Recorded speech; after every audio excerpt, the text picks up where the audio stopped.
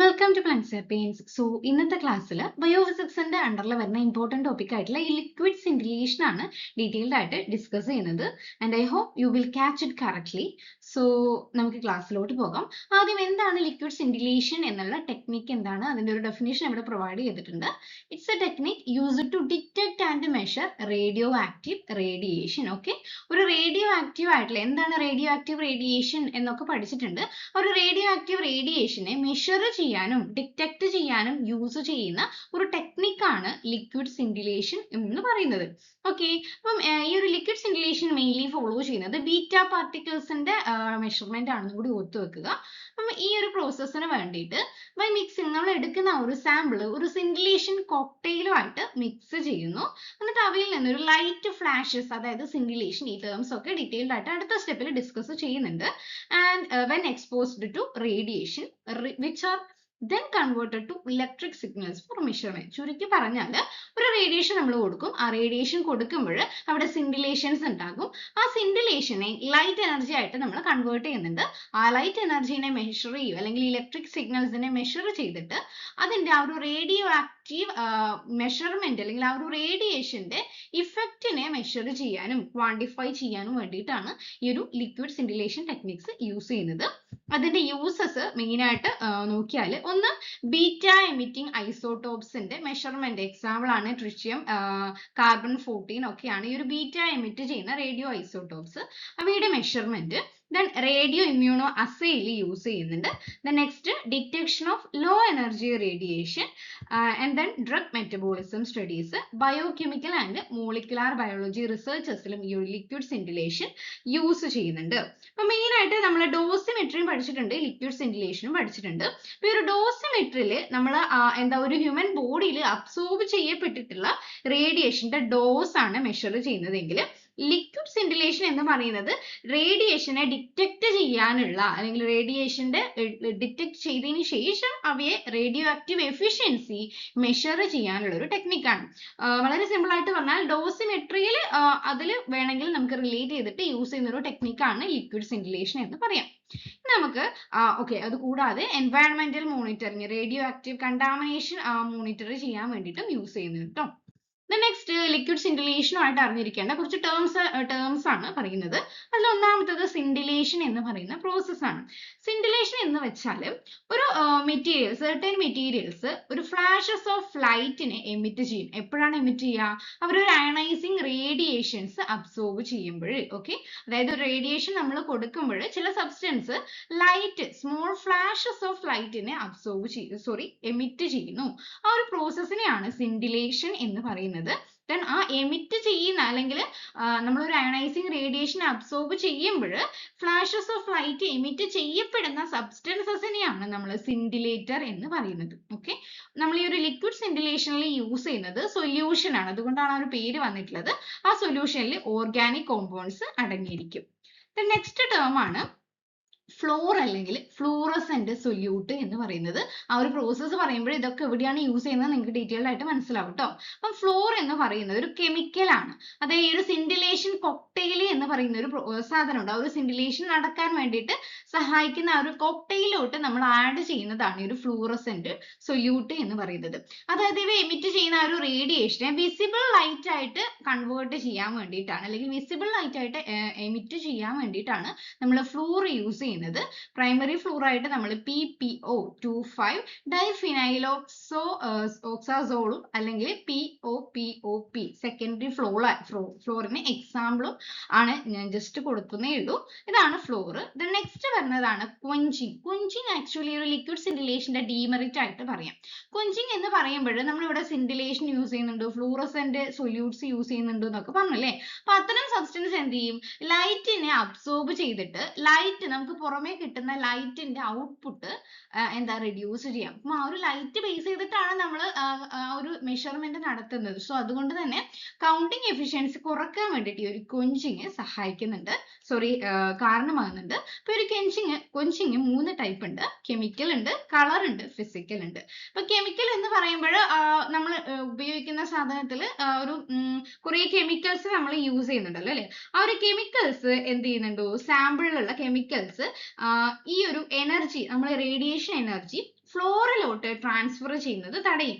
ചിലപ്പം ഓക്സിജനോ ആസിഡോ ഇംപ്യൂരിറ്റീസ് ഒക്കെ ഉണ്ടാവുമല്ലോ, അവയാണ് ഈ ഒരു കെമിക്കൽ ക്വെഞ്ചിങ്ങിന് കാരണമാകുന്നത്.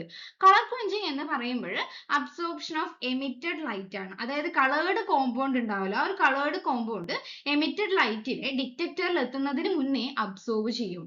ദെൻ ഫിസിക്കൽ ക്വെഞ്ചിങ് എന്ന് പറയുമ്പോൾ നമ്മൾ ആ ഒരു മിക്സിംഗ് ഒക്കെ നടത്തുന്നത് നല്ല രീതിയിലായിരിക്കണം. മിക്സിംഗ് പ്രോപ്പർ അല്ലെങ്കിലും അവിടെ ക്വെഞ്ചിങ്ങിന് കാരണമാകുന്നുണ്ട്. ഓക്കെ, then മോസ്റ്റ് ഇമ്പോർട്ടന്റ് ആയിട്ടുള്ളതാണ് സിൻഡിലേഷൻ കോക്ടെയിൽ. സിൻഡിലേഷൻ കോക്ടെയിൽ എന്ന് പറയുമ്പോൾ ഈ ലിക്വിഡ് സിൻഡിലേഷൻ കൗണ്ടർ, അതാണ് LSC എന്ന് പറയുന്നത്. അതിൽ യൂസ് ചെയ്യുന്ന ഒരു മിക്സ്ചർ ആണ്. അതിൽ നമ്മളൊരു സോൾവെന്റ് ഉണ്ടാവും, സിൻഡിലേഷൻ കാരണമാകുന്ന ഒരു സോൾവെന്റ് ഉണ്ടാവും. ടൊളീനോ സൈലീനോ ഒക്കെയാണ് യൂസ് ചെയ്യുന്നത്. then ഒരു പ്രൈമറി ഫ്ലോറും ഒരു സെക്കൻഡറി ഫ്ലോറും കൺസിസ്റ്റ് ചെയ്തിട്ടുള്ളതാണ് ഒരു സിൻഡിലേഷൻ കോക്ടെയിൽ. ഇതാണ് പ്രധാനപ്പെട്ട ടേംസ്. ഇനി നമുക്ക് അതിന്റെ ഒന്നും കൂടി ഉണ്ട്. ഫോട്ടോ മൾട്ടിപ്ലയർ ട്യൂബ് ആണ്. അതായത് ഒരു ഡിവൈസ് ആണ്. അതായത് വീക്ക് ലൈറ്റ് ഫ്ലാഷസ് പ്രൊഡ്യൂസ് ചെയ്യുമെന്ന് പറഞ്ഞിട്ടുണ്ടല്ലോ.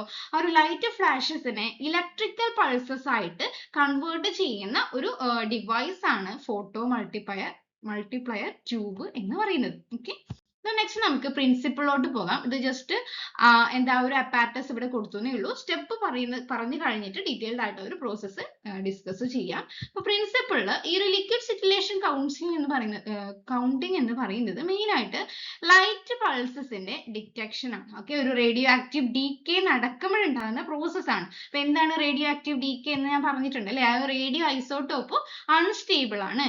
ആ അൺസ്റ്റേബിൾ ആയിട്ടുള്ള റേഡിയോ ഐസോട്ടോപ്പ് റേഡിയേഷൻ എമിറ്റ് ചെയ്തിട്ട് എന്താ സ്റ്റേബിൾ ആയിട്ടുള്ള ഫോമിലോട്ട് മാറുന്ന ഒരു കണ്ടീഷനാണ് റേഡിയോ ആക്റ്റീവ് ഡീകെ എന്ന് പറയുന്നത്. അപ്പൊ ആ ഒരു പ്രോസസ്സ് ഈ ഒരു ലിക്വിഡ് സിൻഡിലേഷനിൽ ഉപയോഗിക്കുന്നുണ്ട്. ആ സമയത്താണ് റേഡിയേഷൻ ബീറ്റ റേഡിയേഷൻസ് ഒക്കെ അവർ എമിറ്റ് ചെയ്യുന്നത്. ആ ഒരു എമിറ്റ് ചെയ്ത റേഡിയേഷൻ ഉണ്ടല്ലോ, അത് ആ ഒരു energy transfer to solvent molecule, നമ്മൾ ഉപയോഗിച്ചുള്ള ഒരു സോൾവെന്റ് മോളിക്യൂൾ എന്ത് ചെയ്യും, ഈ എമിറ്റ് ചെയ്ത റേഡിയേഷനെ അബ്സോർബ് ചെയ്യും. ആ ഒരു എമിറ്റ് ചെയ്ത റേഡിയേഷൻ അബ്സോർബ് ചെയ്തപ്പോൾ സോൾവെന്റ് എക്സൈറ്റ് ചെയ്യുന്നുണ്ട്. ആ എക്സൈറ്റ് ചെയ്ത സോൾവെന്റ് മോളിക്യൂൾസ് എനർജി ആർക്ക് കൊടുക്കും, ഫ്ലോർ മോളിക്യൂൾസിന് കൊടുക്കും. ഓക്കെ, ആ ഒരു ഫ്ലോർ മോളിക്യൂൾസ് എന്ത് ചെയ്യും, ഗ്രൗണ്ട് സ്റ്റേറ്റിലോട്ട് വരും. ഓക്കെ, ഗ്രൗണ്ട് സ്റ്റേറ്റിലോട്ട് വരുമ്പോൾ അവ ലൈറ്റ് ഒരു ഫ്ലാഷ് ഓഫ് ലൈറ്റ് എമിറ്റ് ചെയ്യും. അതായത് സിൻഡിലേഷൻ അവിടെ നടക്കും. സിൻഡിലേഷൻ നടന്നു കഴിഞ്ഞാൽ ആ ഒരു ലൈറ്റിനെ ഫോട്ടോ മൾട്ടിപ്ലയർ ട്യൂബ്സ് എന്ന് പറയുന്നത് ഈ ഫ്ലാഷസിനെ ഡിറ്റക്ട് ചെയ്തിട്ട് അവ എന്താക്കും, ഇലക്ട്രിക് സിഗ്നൽസ് ആക്കി മാറ്റിയിട്ട് അവ ഒരു ഡിറ്റക്ടർ യൂസ് ചെയ്തിട്ട് മെഷർ ചെയ്യും. അപ്പൊ ഇതാണ് സ്റ്റെപ്പ് ബൈ സ്റ്റെപ്പ് ആയിട്ട് അല്ലെങ്കിൽ പ്രിൻസിപ്പിൾ എന്ന് പറയുന്നത്. ഇനി ഓരോ സ്റ്റെപ്പും ഡീറ്റെയിൽഡ് ആയിട്ട് നമുക്ക് നോക്കാം. ഒന്നാമത്തേത് സാമ്പിൾ കളക്ഷൻ ആണ്. അതായത് നമ്മളൊരു ലിക്വിഡ് ആണ് നമ്മൾ ഇവിടെ പറയുന്നത്. ഒരു ലിക്വിഡ് റേഡിയോ ആക്റ്റീവ് ആയിട്ടുള്ള സാമ്പിൾ എടുക്കും. സോളിഡ് ആണ് എടുക്കുന്നതെങ്കിൽ അവിടെ സ്യൂട്ടബിൾ സോൾവെന്റിൽ ഡിസോൾവ് ചെയ്യണം കേട്ടോ. അപ്പം റേഡിയോ ആക്റ്റീവ് സാമ്പിൾ നമ്മൾ എടുത്തു. ഇപ്പം example tritium in water, carbon-14 in labeled glucose, dissolving solid samples in ethanol. Solid sample ആണ് എടുക്കുന്നതെങ്കിൽ നമ്മൾ എത്തനോളിൽ അത് മിക്സ് ചെയ്യണം. നമ്മൾ ട്രിറ്റിയം ഇൻ വാട്ടർ ആണ് എടുക്കുന്നത് വിചാരിക്കുക. അപ്പൊ നമ്മൾ സാമ്പിൾ കളക്ട് ചെയ്തു. ആ ഒരു സാമ്പിൾ കളക്ട് ചെയ്തതിന് ശേഷം നമ്മൾ നെക്സ്റ്റ് പറയേണ്ടത് സെലക്ഷൻ ആൻഡ് പ്രിപ്പറേഷൻ ഓഫ് വയൽ ആണ്. വയൽ എന്ന് പറയുന്നത് നമ്മൾ ഈ ഒരു സാമ്പിൾ പോർ ചെയ്യുന്ന ആ ഒരു ചേമ്പറിനെയാണ് പറയുന്നത്. അപ്പൊ അത് നല്ല ക്ലീൻ ആൻഡ് ഡ്രൈ ആയിട്ടുള്ള ഒരു സിൻഡിലേഷൻ വയൽ ആയിരിക്കണം യൂസ് ചെയ്യേണ്ടത്. അതായത് കെമിക്കൽ കോമ്പാറ്റിബിൾ ആയിട്ടുള്ളതായിരിക്കണം. നമ്മൾ ആ ഒരു ഫിസിക്കൽ ക്വെഞ്ചിങ് ഒന്നും നടക്കാൻ അവിടെ പാടില്ല. ഓക്കെ, അപ്പം സാമ്പിളും കോക്ടെയിലും തമ്മിൽ കോമ്പാറ്റിബിൾ ആയിരിക്കണം. അതുപോലെയുള്ള വയലായിരിക്കണം യൂസ് ചെയ്യേണ്ടത്. അപ്പൊ അതിന്റെ എക്സാമ്പിളും കൊടുത്തിട്ടുണ്ട്. ബോറോസിലിക്കേറ്റ് ഗ്ലാസ് വയൽ നമ്മൾ മെയിൻ ആയിട്ട് ടൊളിവിനൊക്കെയാണ് യൂസ് ചെയ്യുന്നതെങ്കിൽ എടുക്കുന്നത്. ദെൻ പോളിയെത്തിലീൻ വയലാണ് അക്വസ് സാമ്പിൾസിൽ നമ്മൾ മെയിൻ ആയിട്ട് എടുക്കുന്നത്. നമ്മൾ വയൽ ചൂസ് ചെയ്തു.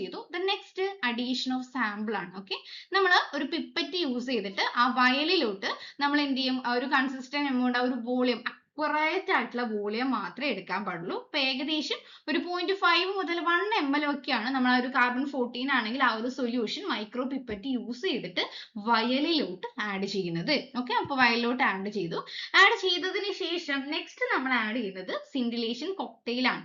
സിൻഡിലേഷൻ കോക്ടെയിൽ എന്ന് പറയുമ്പോൾ അതിൽ ഓർഗാനിക് സോൾവെന്റും പ്രൈമറി ഫ്ലോറും സെക്കൻഡറി ഫ്ലോറും ഉണ്ടെന്ന് നമ്മൾ നേരത്തെ പറഞ്ഞു. ഓക്കെ, ആ ഒരു കോക്ടെയിൽ, സിൻഡിലേഷൻ കോക്ടെയിൽ മിക്സ്ചർ അത് കറക്റ്റ് ആയിട്ടുള്ള അളവിൽ, ഏകദേശം ഏകദേശം 10 to 15 ml ഈ ഒരു സാമ്പിൾ വയലിലുള്ള സാമ്പിളിലോട്ട് നമ്മൾ എന്ത് ചെയ്യാണ് ആഡ് ചെയ്യാണ്. ഈ ഒരു എക്സാമ്പിളിന്റെ പേരൊന്നും ഞാൻ പറയുന്നില്ല.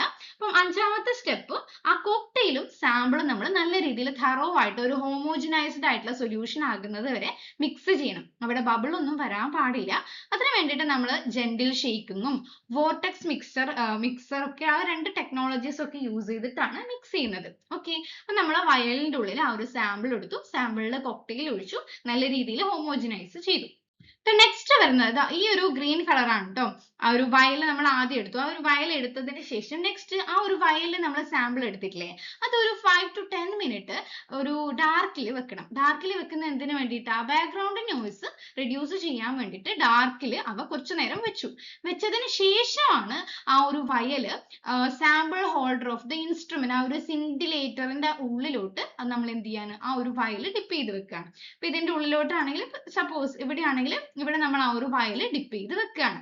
The instrument contains photo multiplier tube. ആ ഒരു ലിക്വിഡ് സിൻഡിലേഷൻ കൗണ്ടറിൽ സിൻഡിലേറ്ററിന്റെ അടിയിലായിട്ട് PMT ആണ് അതിന്റെ short form, photo multiplier diode ഉണ്ടായിരിക്കും.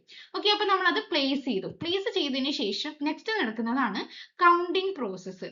അതായത് ഇവിടെ നമ്മൾ എന്ത് ചെയ്യും, ഒരു റേഡിയേഷൻ കൊടുക്കും. ഒരു റേഡിയേഷൻ അപ്ലൈ ചെയ്യുമ്പോൾ അവിടെ റേഡിയോ ആക്റ്റീവ് ഡീക്കേ ഉണ്ടാവും. അതായത് ആ ഒരു സാമ്പിളിൽ റേഡിയോ ആക്റ്റീവ് ഡീക്കേ, നമ്മൾ ട്രിഷ്യാണ് എടുത്തെങ്കിൽ ട്രിഷ്യത്തിൽ റേഡിയോ ആക്റ്റീവ് ഡീക്കേ ഉണ്ടാകുമ്പോൾ ഇവിടെയുള്ള സോൾവെന്റ് മോളിക്യൂൾ ഇല്ലേ, ആ ഒരു സോൾവെന്റ് മോളിക്യൂൾ എന്ത് ചെയ്യും, എക്സൈറ്റ് ചെയ്യും.